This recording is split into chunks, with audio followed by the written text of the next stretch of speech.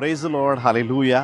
देवाच्या प्रिय निवडलेल्या लोकांनो, आमोस याचा 3रा अध्याय आणि 7वं वचन आपल्याला सांगतं, प्रभू परमेश्वर त्याचे सेवक संदेष्टे यांना कळविल्याखेरीज खरोखर काहीच करत नाही. आपला देव बोलणारा परमेश्वर आहे. मग तो स्वप्नाद्वारे बोलेल, दृष्टांताद्वारे बोलेल, वचनातून बोलेल, सेवकाच्या द्वारे बोलेल, कशाही पद्धतीने, परंतु परमेश्वर हा बोलणारा देव आहे. बऱ्याच वेळा स्वप्न पडतात पण अनेकांना अर्थ कळत नाही. काही दृष्टांत दिसतात किंवा काही वाणी ऐकू येते, परमेश्वर काही गोष्टी मनात टाकतो पण त्याचा अर्थ बऱ्याचदा आपल्याला कळत नाहीत. आणि म्हणूनच अशा सर्व अपकमिंग प्रॉफिट्ससाठी, सगळ्या भविष्यवक्त्यांसाठी, देवाच्या संदेष्टांसाठी एका विशेष कॉन्फरन्सचं आयोजन करण्यात आलेलं आहे. आणि या कॉन्फरन्सचं शीर्षक आहे स्कूल ऑफ प्रॉफिट्स. 26, 27 आणि 28 ऑगस्ट रोजी YWAM लोणावळा या ठिकाणी माझ्याबरोबर आणखीन देवाचे सेवक तिथं येऊन देवाच्या वचनाची सेवा करणार आहेत. पास्टर विल्सन फर्नांडिस आपल्या बरोबर असतील. प्रभु, मैं भविष्यवाणी करता हूँ, प्रभु इनको इस्तेमाल कर. तेरे उनके प्रभु जैसे वो घर में जाते हैं, प्रभु चमत्कार होंगे, मिरेकल्स होंगे, सपने दिखाएगा, दर्शन दिखाने दो प्रभु ईश्वराचा, अद्भुत कार्य होने दो यीशु नाजरत के नाम से. आमेन, आमेन. त्याच प्रकारे जे गोव्यावरून येत आहेत, pastor Hazlitt D'Souza. You will walk in victory. You will walk in prosperity. You will walk in healing. You will walk in deliverance.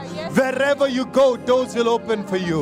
Wherever you walk in, the favor of God will go with you.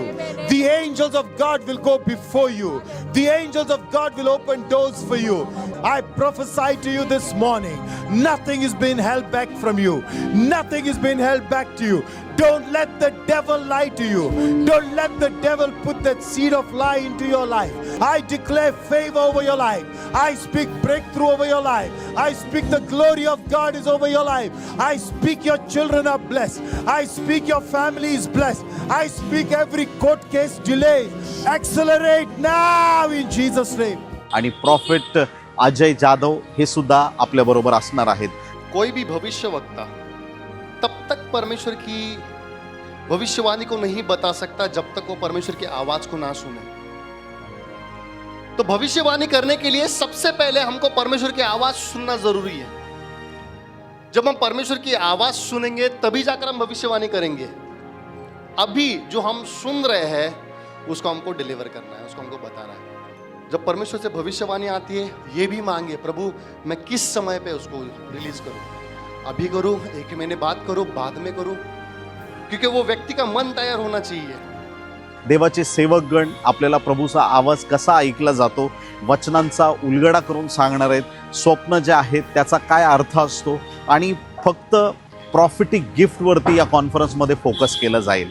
आणि म्हणूनच परमेश्वराची या शेवटच्या काळामध्ये एक विशेष योजना आहे की या शेवटच्या काळात देवाचे महान भविष्यवक्ते उभे राहावेत की जे संपूर्ण विश्वाला उभं राहून प्रभूच्या पवित्र सामर्थ्यामध्ये भविष्यवाण्या करतील आणि त्या भविष्यवाण्यांच्या द्वारे लोक प्रभूकडे वळतील. देवाच्या प्रिय लोकांनो, हे कॉन्फरन्स आपल्यासाठी फार मोठ्या आशीर्वादाचं कारण होणार आहे.